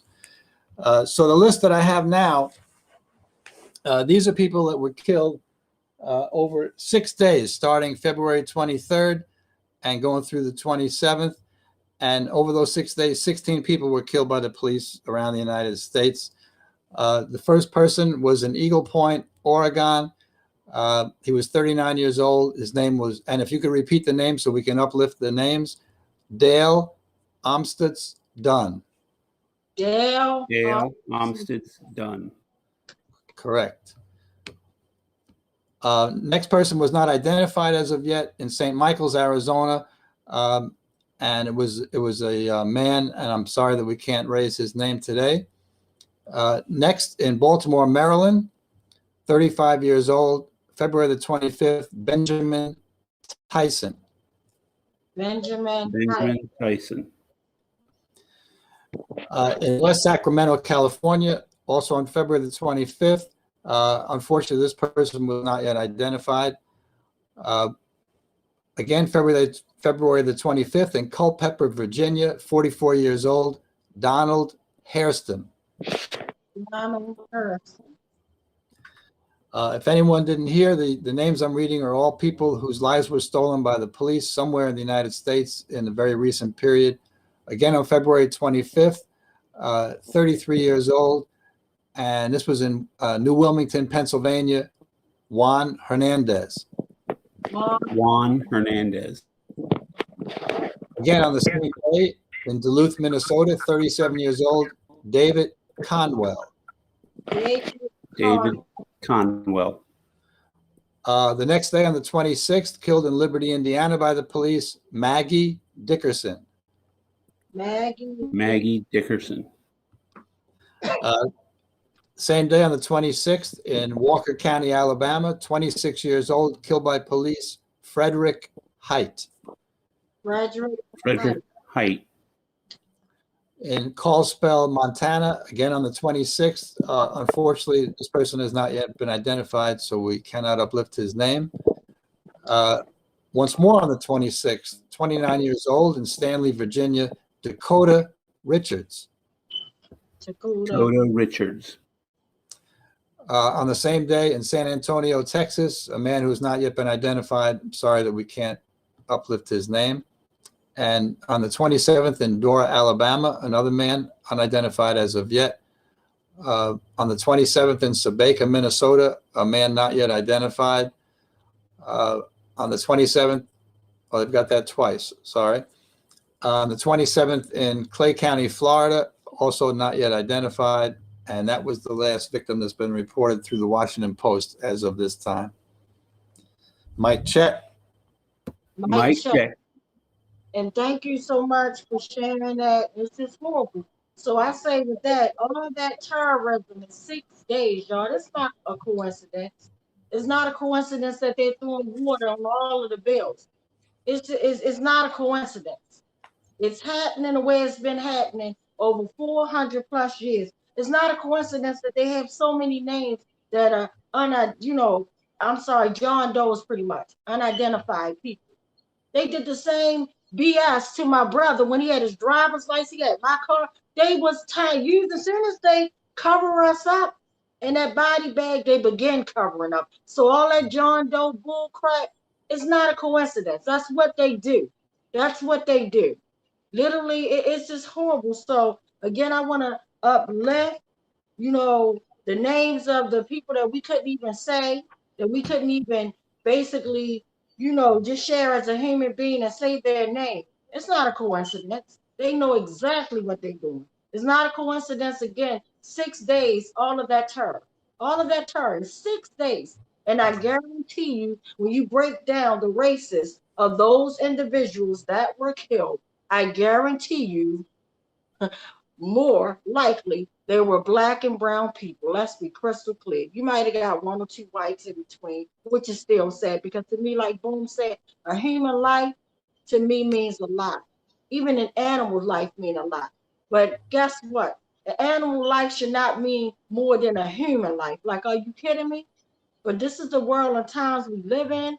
So as much as I want to go into more things, I'm not, because again, I respect your time, but I definitely want to give a big shout out to my brother Boom, who always brings the flame, the fire. I want to give a shout out to 300 Gangster. I want to give a shout out to Back Alley Production and our friend, we know him as Hobo.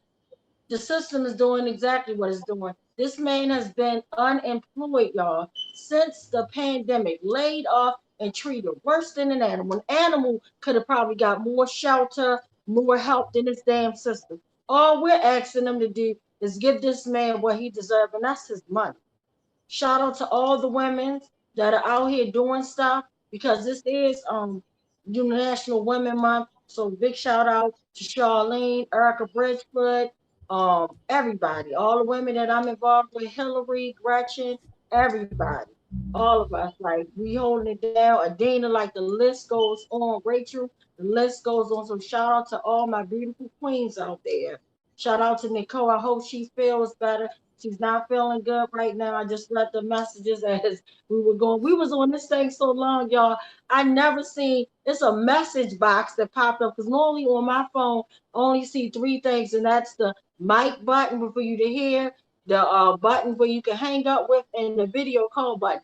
I never saw that blue button where so you could put a message in here. Like that's how long we was on there. I'm like, what the hell is that? But anyway, I just want to let you guys know before we go. Do anybody want to make any more last minute quick announcements for time's sake?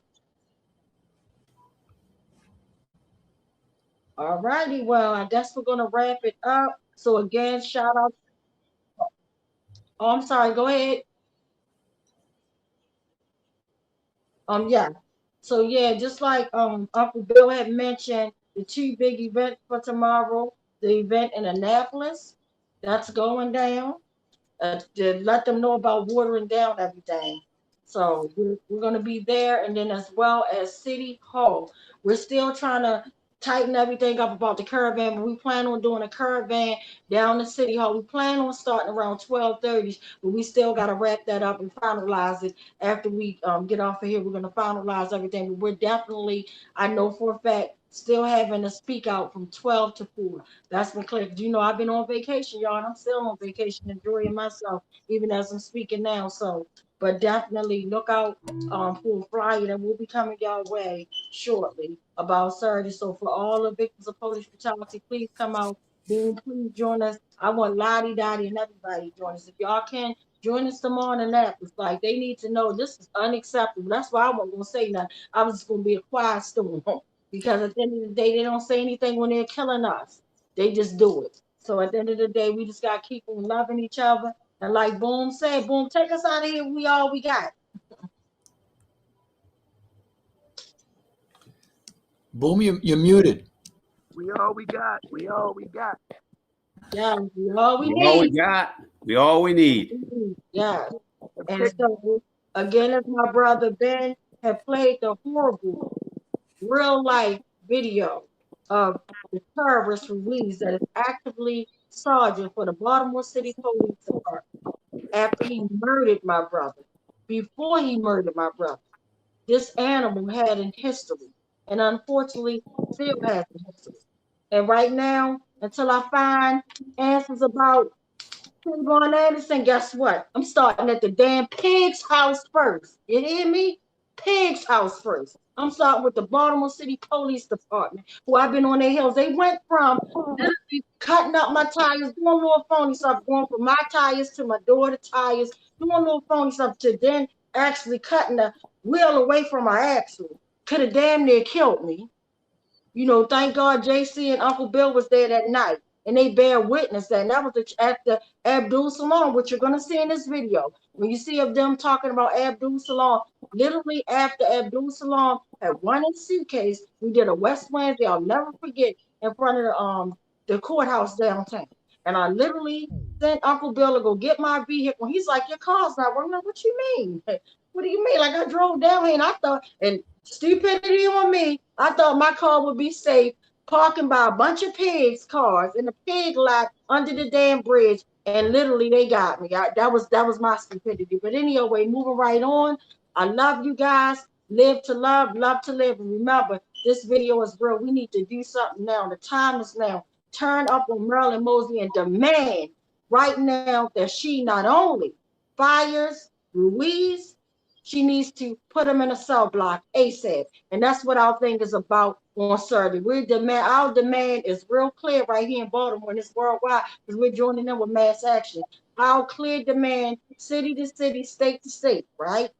Cell blocks for killer cops. And like my sister Ishtime says, every case matters. Not the big popular ones, not just, George Floyd, and may he rest in peace, and my heart goes out to that family, but every case matters. Thank you. Mic check. Mic check. Mic check.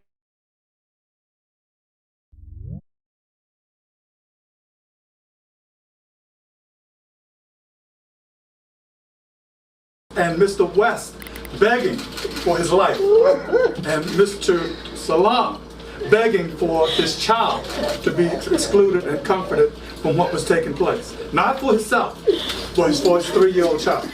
Case number 4, Adina Britt and family, September 10th, 2015. My name is Adina Britt, and I wanted to submit a 30-second testimonial that Jorge Omar Bernardez Ruiz is one of the 11 terrorists that came into my house performing a home invasion in September 2015, terrorizing my entire family and even holding my 12-year-old son at gunpoint. He needs to be stopped. Case number 5, unidentified arrestee, assaulted in 2016. I suggest you back the fuck up. No, why you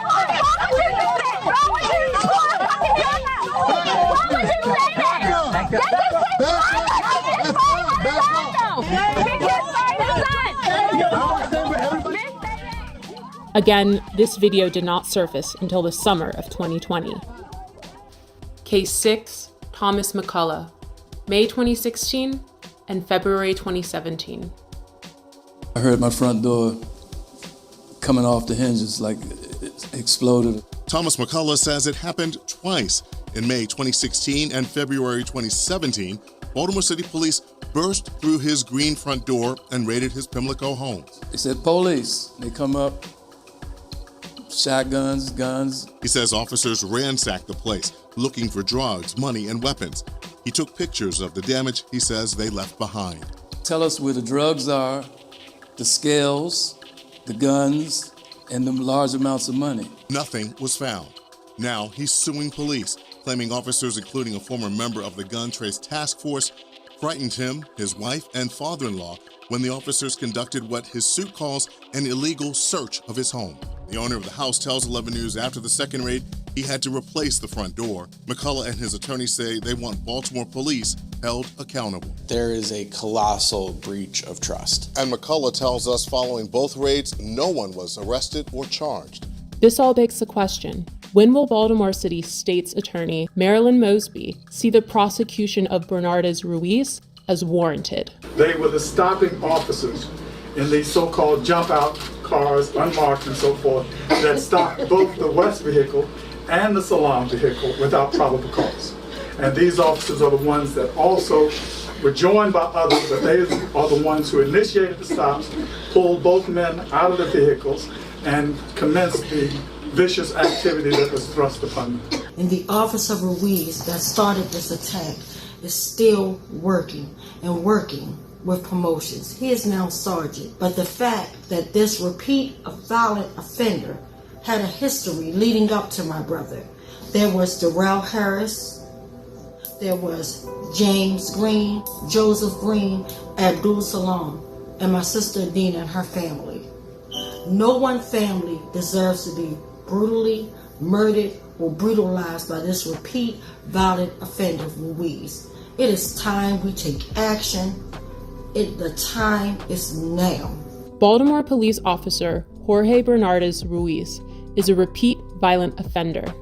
Based on these accounts, in accordance with the law, we, the West Coalition, call for him to be fired, prosecuted, and incarcerated. We're more than hashtags and body bags. We're more than being 6 feet in the dirt and pictures and buttons on t-shirts. Our lives matter. For the safety of our city, the prevention of further harm, and the justice for these families, we see no other option.